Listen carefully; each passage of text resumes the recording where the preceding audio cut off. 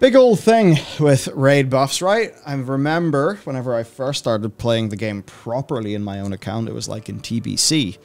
And there, obviously, things are very different. I remember playing Wrath. I remember bring the player, not the class, literally as it was happening. So, yeah, Ian talked about how bring the player, not the class, certainly went pretty extreme in that direction. And now they're in this situation where you kind of...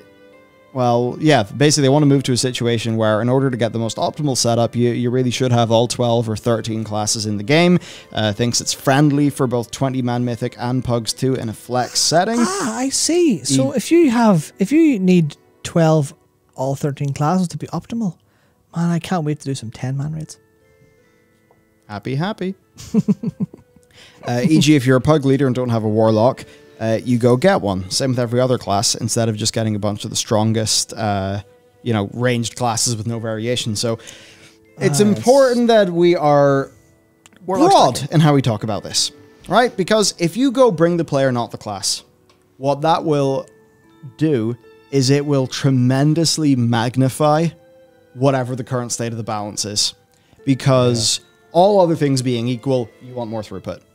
If there are unique things, like maybe, I don't know, Warlock cookies, getting your battle reses covered, getting your heroism, getting buffs and things, then it does, at the very minimum, guarantee that there is a reason to bring someone.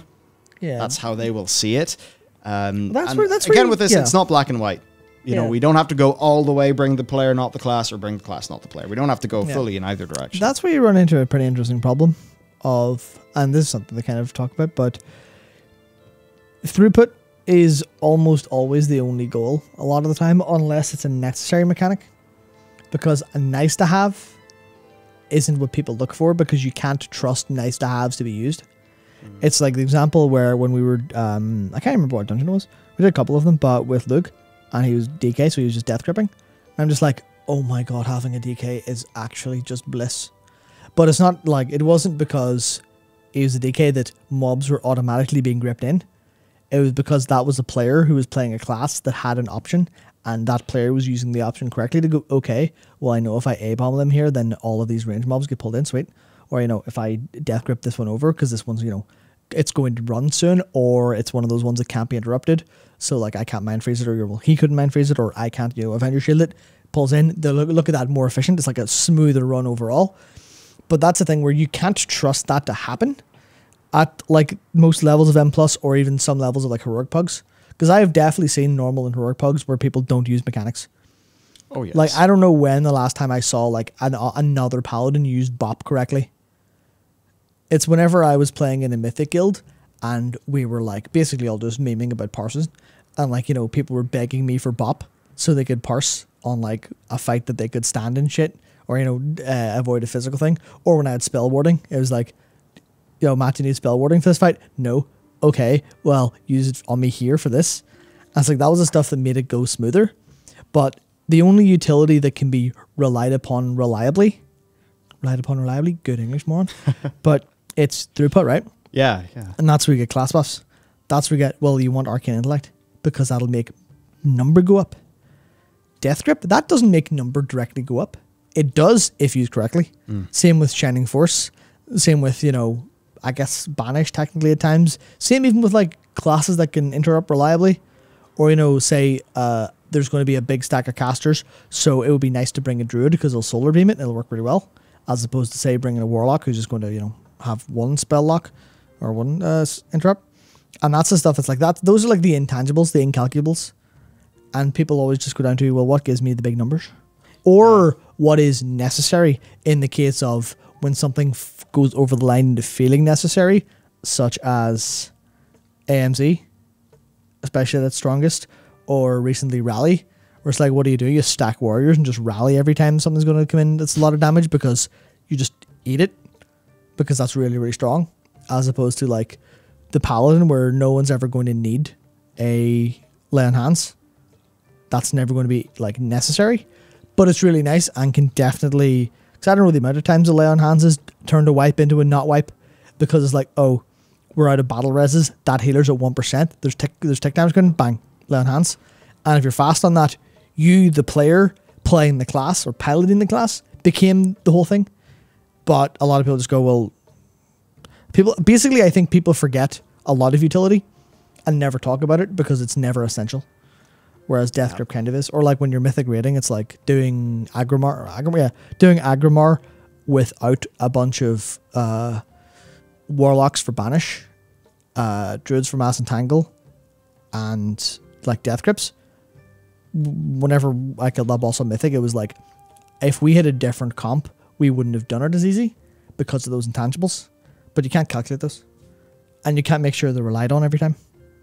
So you have this awful experience of, they're like, okay, we have designed a perfect system where you bring the player, not the class, but you also want to bring the class sometimes to find a nice balance in the middle. And then everyone just goes, Warlocks do 5% more damage, only bring Warlocks. And they're like, you fucking morons. But all of these other factors. And they're like, what are the factors? Damage. And that's a little bit of like the player base's fault, but it's also naturally. And it's something because you can't calculate how much more damage a well-timed, Avenger Shield does or well-timed Divine Tool does for interrupting 4 dudes at once. You can't calculate that because it's only when things go wrong. And I've definitely went off on one here, but that's the thing. It's like, that's an important part of the discussion that I think people often ignore. It's extremely it's extremely hard to get right. It's one of those situations where you can it's like I have this perception that it's really great to have paladins around because it's just nice and it's useful and they have all of this just nice little utility. Yeah. But then a bunch of paladins, they actually feel like they don't have a thing. Yeah, because they don't have something like a health stone or a summon or arcane intellect, or even though you've got devotion aura, you're like, well, a prot pal brings that, a holy pal brings that, and Red are just like, we don't bring anything unique. Like, you do, but you also don't, perception wise and best case scenario wise. And it's always best case scenario because no one ever plans for needing bop or freedom or lay on hands. They're only nice when you never want when you never want it to be useful. And that's one of the important things that's kind of missed out of a lot of that kind of discussion and that kind of stuff. That I imagine they talk about it internally all the time, but as soon as it's out in the realm of players who approach the game in a different way than designers who approach the game in the designery way, and that's just like a natural set of assumptions and desires, it'll be different. That's kind of hard to deal with. So yeah, well, for the paladins, you are actually getting something. You're getting battle res, most likely. Yay. So paladins are most likely getting battle res, and evokers are most likely going to get heroism. Bastards! Of course they are. They're healers. Yeah. Gotta get that. Gotta replace Resto Shamans fully. Yeah. Paladins of battle res is nice. But it's still, like, that's actually one of the things where that's nice, but it still falls under the same problem of, people do plan around battle reses because they're more important.